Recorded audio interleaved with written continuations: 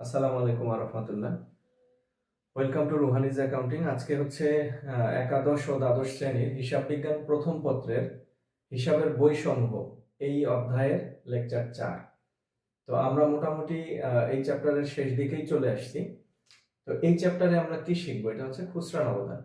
খুচরা নগদানটা কি? যেখানে খুচরা নগদ সংক্রান্ত লেনদেন লিপিবদ্ধ হয়, খুচরা খরচগুলো লিপিবদ্ধ হয়, এটা হচ্ছে খুচরা নগদান। এখানে বড় বড় লেনদেনগুলো লিপিবদ্ধ হবে না, খুচরা লেনদেনগুলো কাগজ ক্রয়, কার্বন ক্রয়, কালি ক্রয়, মণিহারি ক্রয়, ডাক টিকেট ক্রয়, যাতায়াত ভাড়া, পরিবহন খরচ, বাস ভাড়া, কুলি ভাড়া, এই টাইপের জিনিসগুলো এখানে অন্তর্ভুক্ত হয়। তো তোমাদের এই প্রশ্নের কতে যেটা কমন কোশ্চেন চায় সেটা হচ্ছে যে কোন কোন লেনদেনগুলো খুচরা নগদানে অন্তর্ভুক্ত হয় না। তো আমাদের এইটাই হচ্ছে প্রথম কাজ, যে জানা কোন কোন লেনদেনগুলো অন্তর্ভুক্ত হয় না। আচ্ছা, অন্তর্ভুক্ত হয় না যেসব লেনদেনগুলো, সেটা আমি একটু লিখে দিচ্ছি। অন্তর্ভুক্ত অন্তর্ভুক্ত হয় না। অন্তর্ভুক্ত হয় না হচ্ছে, যেমন ধরো ধারে ক্রয়, ধারে পণ্য ক্রয় ও ধারে পণ্য বিক্রয়। ধারে পণ্য বিক্রয় এটা কখনো অন্তর্ভুক্ত হয় না, এটা যদি পণ্য বিক্রয় হয়। ক্লিয়ার? তারপরে নগদে ও ধারে সম্পত্তি বিক্রয়, সেটা যদি নগদেও বিক্রি করে সম্পত্তি, সেটা এখানে আসবে না, কারণ এটা খুচরা নগদান। হ্যাঁ, খুচরা নগদান অঙ্কের নাম, তাহলে খুচরা যে খরচগুলো হয় তার জন্য। ক্লিয়ার? তাহলে এই যে নগদে সম্পত্তি বিক্রয় করলো, এখানে আসবে না। এরপরে হচ্ছে যে ধারে সম্পত্তি বিক্রয় করলো, আসবে না। তারপরে অন্যান্য যে কোনো ধরনের বিক্রয় ও গ্রহণ, এটা অন্তর্ভুক্ত হবে না। যেমন ধরো খবরের কাগজ নগদে বিক্রয় করা হলো, তো খবরের কাগজ বিক্রয় করলে কিন্তু টাকা আমাদের যাবে না, বরং টাকা আসবে। এখানে খুচরা খরচ সংক্রান্ত, সুতরাং সেটা সেখানে আসবে না। তাহলে নগদে সম্পত্তি বিক্রয় করলেও আসবে না, ধারে সম্পত্তি বিক্রয় করলেও এখানে আসবে না। আবার অন্যান্য যে কোনো ধরনের বিক্রয় ও গ্রহণ, ধারে হোক নগদে হোক, যেভাবেই হোক, যে কোনো কিছু বিক্রয় করলে অথবা কোনো কিছু রিসিভ করলে খুচরা নগদানে অন্তর্ভুক্ত হবে না। তাহলে এইখানে একটা সমস্যা আছে, যে ধারে সম্পত্তি ক্রয়, ধারে সম্পত্তি বিক্রয় অন্তর্ভুক্ত হয় না এবং নগদে সম্পত্তি বিক্রয় অন্তর্ভুক্ত হয় না। তাহলে ধারে সম্পত্তি ক্রয়ের কি খবর? ধারে সম্পত্তি ক্রয় করা হলে এখানে অন্তর্ভুক্ত হবে না। ক্লিয়ার? কিন্তু নগদে সম্পত্তি ক্রয় করা হলে অন্তর্ভুক্ত হবে, তবে সরাসরি খুচরা নগদানের কলামে অন্তর্ভুক্ত হবে না। এটা সাধারণ খতিয়ান নামে সম্পদের জন্য আলাদা একটা কলাম দিতে হবে। এরপরে আসি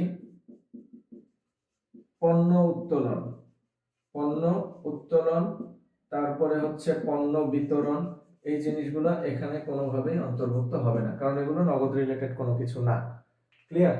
এই যে অন্যান্য যে কোনো ধরনের বিক্রয় ও গ্রহণ, মানে এটা নগদ প্রাপ্তি, নগদ যে কোনো প্রাপ্তি এখানে আসবে না। শুধুমাত্র শুরুর দিকে ব্যালেন্স বিডি থাকবে, সেটা সেখানে আসবে, অথবা চেক গ্রহণ করা হলে সেটা আসবে।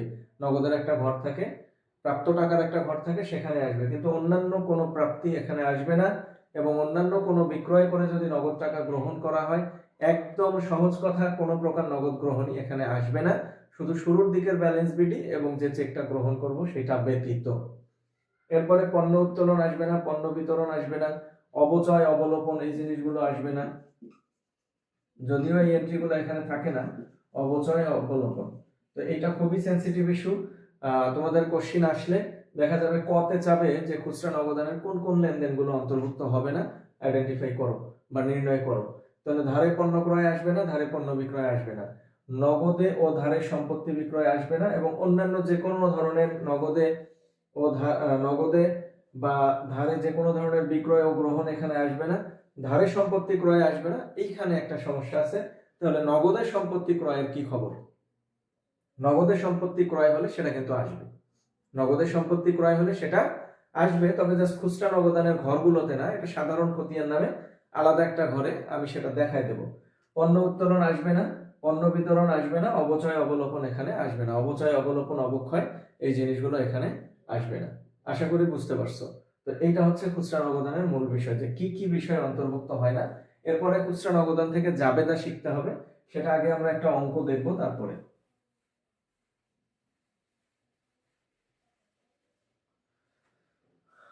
এখন ছকটা হচ্ছে মূল বিষয়, এটা ছকটা একটু কঠিন, অনেকগুলো ছক টানতে হয়। আচ্ছা, ছকের আগেও আমরা আরেকটা জিনিস জেনে আসি যে এখানে কয়টা ঘর হবে সাধারণত এবং কোন ঘরে কি কি যাবে। নরমালি আমরা মনিহারির ঘরটা দেবই প্রত্যেকটা অঙ্কে যদি মনিহারি রিলেটেড কোনো এন্ট্রি থাকে। এখন কি কি হচ্ছে মনিহারির মধ্যে অন্তর্ভুক্ত হবে, এটা হচ্ছে কাগজ, তারপরে কালি, কার্বন, এরপরে হচ্ছে ফাইল ক্রয়, এই টাইপের জিনিসগুলো হচ্ছে মনিহারিতে যাবে। তার মানে কাগজ ক্রয়ের জন্য আমরা আলাদাভাবে কাগজের ঘর দেব না, কালি ক্রয়ের জন্য কালির ঘর দেব না, এই কমন বিষয়গুলো একটা কমন ঘরে যাবে যেটার নাম হচ্ছে মনিহারি। তাহলে কাগজ, কালি, কার্বন, ফাইল এগুলো কোথায় যাবে? মনিহারিতে যাবে, একটা ঘরেই যাবে। আর যদি এই কাজটা না করো তাহলে এই অঙ্কে ঘর কলাম দিতে দিতে জীবন শেষ হয়ে যাবে। ক্লিয়ার? তো এটা আমরা করব না, আমরা নরমালি 4 থেকে 5টার মধ্যে একদম ধরাবাঁধা করে রাখবো, ওর বাইরে কোনো কলাম দেব না। এরপরে হচ্ছে ডাক ও তার। ডাক ও তার হচ্ছে ডাক বিভাগ আর তার, এইখানে যে যে আইটেমগুলো আসা উচিত সেই জিনিসগুলো আসবে, যেমন স্ট্যাম্প ক্রয়, ঠিক আছে, ইন্টারনেট বিল, টেলিফোন বিল, এই জিনিসগুলো আসবে, টিকিট ক্রয়, এই জিনিসগুলো আসবে হচ্ছে ডাক ও তারে।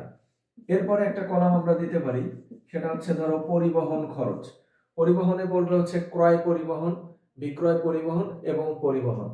এরপরে আমরা আরেকটা কলাম দিতে পারি যাতায়াত। এখন বলতে পারো যে যাতায়াত আর পরিবহন একই জিনিস, পরিবহনে 3টা জিনিসই বসবে, ক্রয় পরিবহন, বিক্রয় পরিবহন এবং পরিবহন।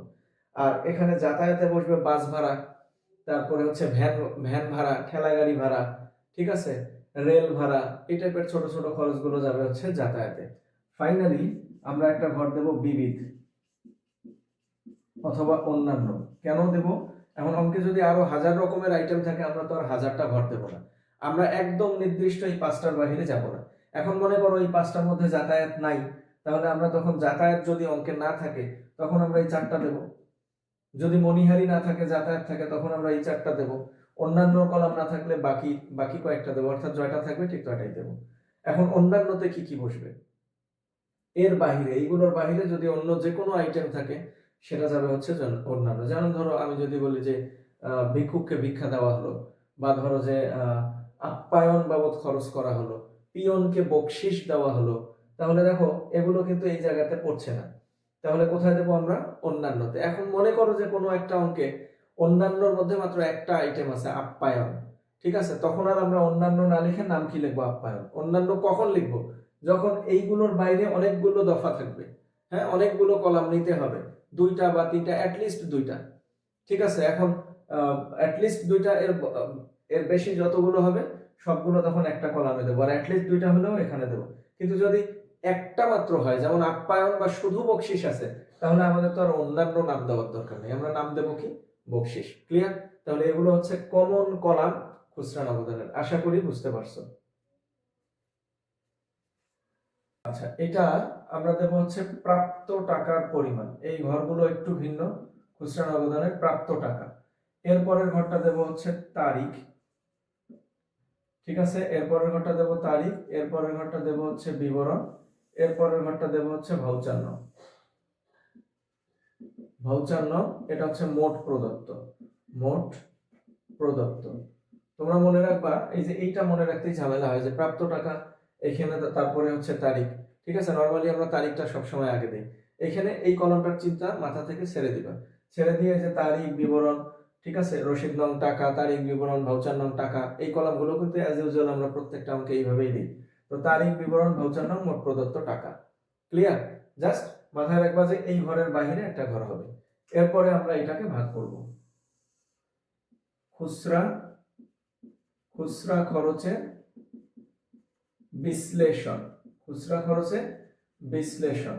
তো আমরা এখন একটা অঙ্ক করব, এটা হচ্ছে বোর্ডের নাম বলে দিচ্ছি, তোমরা অঙ্ক করার সময় একটু বোর্ডটা দেখে নিবা, সিলেট বোর্ড 2024, সিলেট বোর্ড 2024, এটা হচ্ছে খুচরা নগদান করব আমি, খুচরা নগদান, সিলেট বোর্ড 2024। তাহলে খুচরা নগদান দিয়ে এখন দেখবো কত রকমের আইটেম আছে। বলছে কাগজ ক্রয়, কাগজ ক্রয় কোথায় যাবে? মনিহারিতে। কুলি খরচ, তাহলে কুলি খরচ আমরা দেব হচ্ছে অন্যান্যতে বা বিবিধে, তাহলে 2টা পাওয়া গেল। ফাইল ক্রয় দেব হচ্ছে মনিহারিতে। চা ও কফি আপ্যায়নে দেব, তাহলে আপ্যায়নের নামে একটা ঘর করা যেতে পারে। এরপরে হচ্ছে ভ্যান ভাড়া দেব হচ্ছে যাতায়াতে, তাহলে যাতায়াত একটা 4টা, এরপরে হচ্ছে বকশিস, বকশিস দেবো বিবিধে। তার মানে কয়টা ঘর পাওয়া গেল? 4টা। একটা মণিহারি, আপ্যায়ন, যাতায়াত, বিবিধ। তোমরা ওই আপ্যায়নটাও যদি একাধিক এন্ট্রি থাকে একটা কলাম দিয়ে দিতে পারো। তাহলে এখন এটা আমরা ঘর দেব হচ্ছে 4টা। কি কি পাওয়া গেছে? একটা হচ্ছে মণিহারি, একটা হচ্ছে আপ্যায়ন, মণিহারি আপ্যায়ন, একটা হচ্ছে যাতায়াত, বিবিধ। যেহেতু এখানে ঘর কম এই জন্য আপ্যায়নকে আলাদা করে দিলাম। আর যদি আরো বাড়তো ঘর, পরিবহন থাকতো, এরপরে যদি ডাক ও তারের কোনো এন্ট্রি থাকতো, তখন আপ্যায়নটাকেও আমরা বিবিধে দিয়ে দিতাম। তাহলে এই হচ্ছে কয়টা ঘর? 4টা ঘর। ক্লিয়ার? আর একটা কথা তখন বলতেছিলাম, যদি সম্পদ কেনা হয়, যদি সম্পদ কেনা হয় তখন অ্যাকচুয়ালি আমরা কি করব, নগদে যদি সেটা কেনা হয়, তো এইখানে সাধারণ খতিয়ান নামে একটা কলাম দিয়ে তারপর ওই সম্পদটার নাম দিয়ে দেবো। সাধারণ খতিয়ান নাম দিয়ে, অথবা এখানে আবার একটু ভাগ করে এখানে নাম দেবো হচ্ছে সাধারণ খতিয়ান, তারপরে আমরা ওই সম্পদটার নাম লিখে দেবো এবং ওই টাকাটা এখানে দিয়ে দেবো। ক্লিয়ার? তো আমার এই অঙ্কে যেহেতু এই টাইপের এন্ট্রি নাই, তাহলে আমি এটা সেটা নিয়ে ভাবতেছি না এবং ওইটা নিয়ে চিন্তা করারও কিছু নাই, খুবই কম আসে। আর আসলেও আমরা আলাদা একটা কলাম দিয়ে ওই সাইডে গিয়ে একটা কলামে বসাই দেবো। ক্লিয়ার? এটা মূল অঙ্কে ইফেক্ট পড়বে না, ওইটার যোগফলে কোনো প্রভাব পড়বে না, ওইটা আলাদাভাবেই দিতে হবে টোটালি। তাহলে এখানে দেবো প্রাপ্ত টাকাগুলো, আর ওইখানে দেবো ওইদিকে হচ্ছে কোন টাকাগুলো? প্রদত্ত টাকাগুলো। এটা খুচরা নগদান। খুচরা নগদান দুই প্রকার, একটা হচ্ছে বহুগণা বা বিশ্লেষণাত্মক, আর একটা হচ্ছে অগ্র প্রদত্ত পদ্ধতি। অ্যাকচুয়ালি দুইটা দুই রকমের নিয়ম, আমি একটা নিয়মই করাই দেবো যেন দুইটাই কাভার হয়। ঠিক আছে? বইয়ে দুইভাবেই দেখানো আছে, তো আমিও দুইভাবেই দেখাই দেবো, তবে যেটা ইজি হবে সেটাই তোমরা ফলো করবা, যেন একটা নিয়ম মনে রেখে দুইটাই করা যায়। তো প্রথমে আমরা তারিখটা দেব, তারিখ হচ্ছে 2023। 2023 অঙ্কটাতে বলা আছে যে 23 সাল এপ্রিল মাসের 1 তারিখে, বলছে যে এপ্রিল মাসের 1 তারিখে নগদ তহবিল 1000 টাকা। তাহলে এটা হচ্ছে ব্যালেন্স বিডি, এটা ব্যালেন্স বিডি, এই 1000 এখানে বসবে। আবার এপ্রিলের 1 তারিখে বলছে যে ক্যাশিয়ারের নিকট থেকে প্রাপ্তি 2000 টাকা। তাহলে ক্যাশিয়ারের কাছে প্রাপ্তি যেহেতু 2000 টাকা, তাহলে এখানে আমরা লিখবো হচ্ছে নগদান কত টাকা লিখবো? এই টাকাটা লিখবো হচ্ছে 2000 টাকা। তাহলে এটা হয়ে গেল। এরপরে বলছে যে কাগজ ক্রয় 300 টাকা 3 তারিখ, তাহলে এপ্রিল 3 দিয়ে এখানে লিখবো হচ্ছে কাগজ ক্রয়, কাগজ ক্রয়, কাগজ ক্রয় কত টাকা? কাগজ ক্রয় হচ্ছে 300 টাকা। তাহলে মনিহারির ঘরে 300, এই মোট প্রদানের ঘরে হবে হচ্ছে 300, প্রদানগুলো এদিকে চলে যাবে। এরপরে এপ্রিল 6 তারিখ বলছে কুলি খরচ, তাহলে এখানে লিখবো আমরা হচ্ছে কুলি খরচ কত টাকা? 100 টাকা। তাহলে কুলি খরচ আমরা বিবিধে দেবো 100, এই মোটের ঘরে হবে এই 100 টাকাই, কুলি গেছে। এরপরে ফাইল ক্রয়, এপ্রিলের 10 তারিখ, এটা হচ্ছে ফাইল, ফাইল ক্রয়, ফাইল ক্রয় কত টাকা? এপ্রিলের 10 তারিখে হচ্ছে 150 টাকা। তাহলে ফাইল ক্রয় কোথায় দেবো? মনিহারিতে 150 টাকা, এটা হবে 150 টাকা। চা ও কফি 15 তারিখ, চা ও কফি কোথায় দেব? চা ও কফি দেব হচ্ছে আপ্যায়নে, তাহলে আপ্যায়নে চা ও কফি হচ্ছে 50 টাকা। এরপরে এপ্রিলের হচ্ছে 22 তারিখ ভ্যান ভাড়া, তাহলে ভ্যান ভাড়া হচ্ছে 40 টাকা, তাহলে ভ্যান ভাড়া দেবো কোথায়? যাতায়াতের 40, এখানে হচ্ছে 40। এরপরে হচ্ছে এপ্রিলের 30 তারিখ বকশিস প্রদান, বকশিস প্রদান, এটা হচ্ছে বিবিধে যাবে হচ্ছে 30 টাকা, এটা হচ্ছে 30, এখানে হচ্ছে 30। এখন আমাদের কাজ হচ্ছে ঠিক এই সোজায় ছকটা টেনে দিয়ে যোগ করে দেবো। এটা হচ্ছে 130, এটা হচ্ছে কত? 40, এটা হচ্ছে 50, এটা হচ্ছে 300, আর 100 450। আর চা ও কফিটা বাম পাশে নিতে হবে। চা ও কফি মোট প্রদত্তে, মোট প্রদত্তে এইখানে হচ্ছে 50 টাকা বসবে। ক্লিয়ার? এখন আমাদের কাজ হচ্ছে এটাকে যোগ করে দেওয়া, সেটা হচ্ছে 450, 500, 500, 630, তাহলে এই টাকাটা হবে মেবি 670 টাকা। এখানে যোগ করে দেখি 300, 400, 550, 600, 640, 670। ক্লিয়ার? এই যোগটা নামানোর পরে, এই যোগটা নামানোর পরে আমরা এই সোজায় মার্জিনটা মেনটেন করব, এই যে একদম সোজায়, এই যে এইদিকে, এইদিকে এবং এইদিকে একদম সোজা মেনটেন করব। এখন 2000 আর 1000 এই টাকাটা কত হচ্ছে আমাদের? এই টাকাটা হচ্ছে 3000 টাকা। এই 3000 যোগফল নামাবো, এই 3000 এইখানে যোগফল নামাবো। ক্লিয়ার?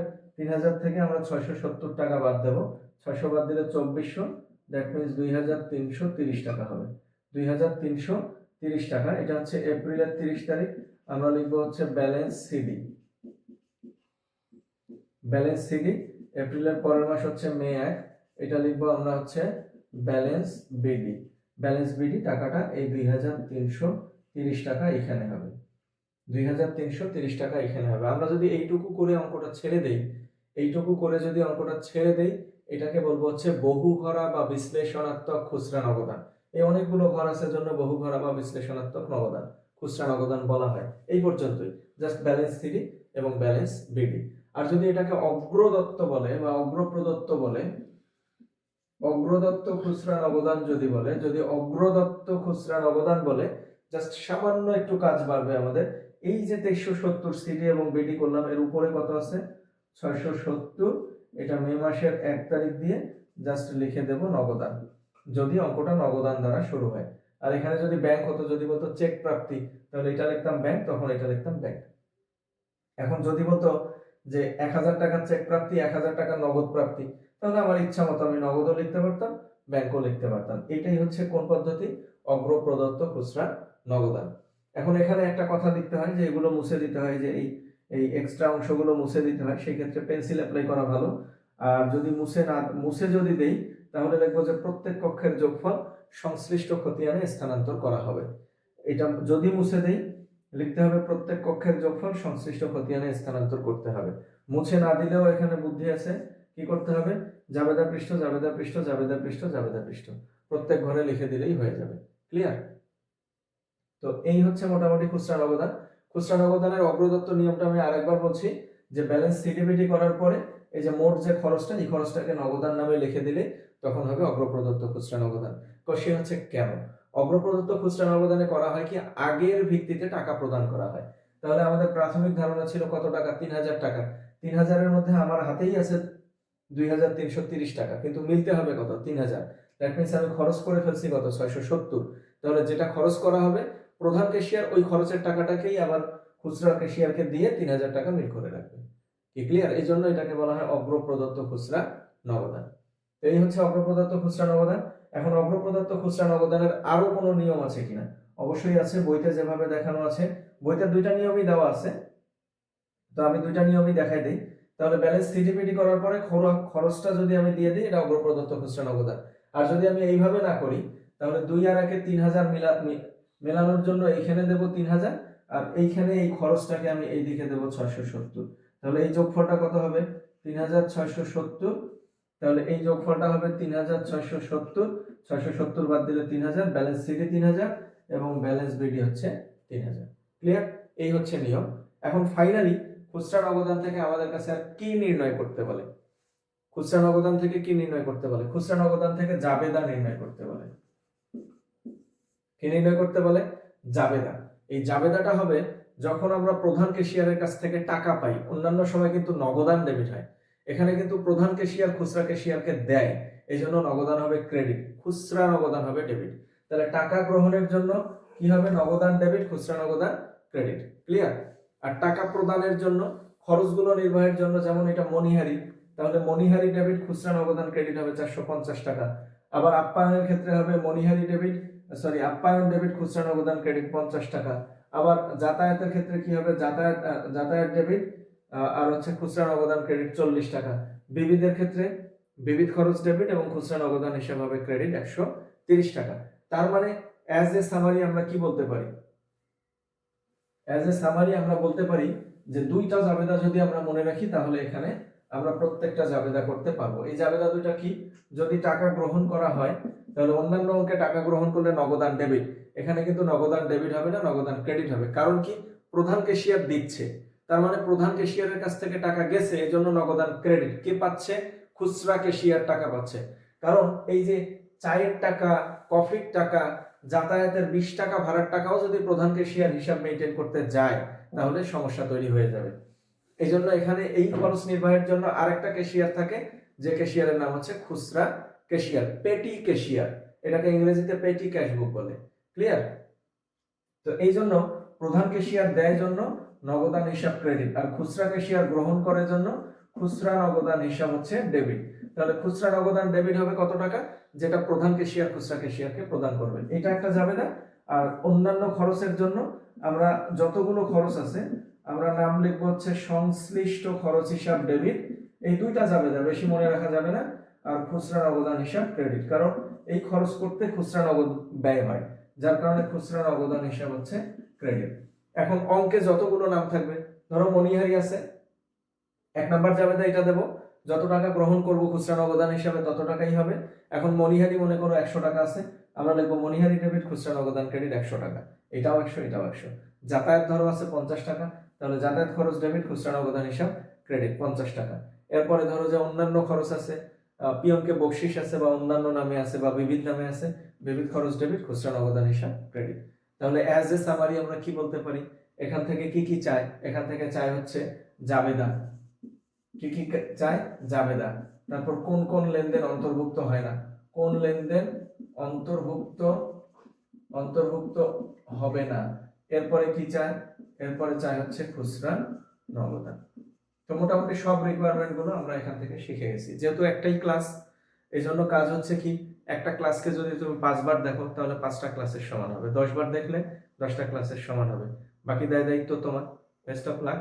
আল্লাহ হাফেজ। আসসালামু আলাইকুম ওয়া রাহমাতুল্লাহ।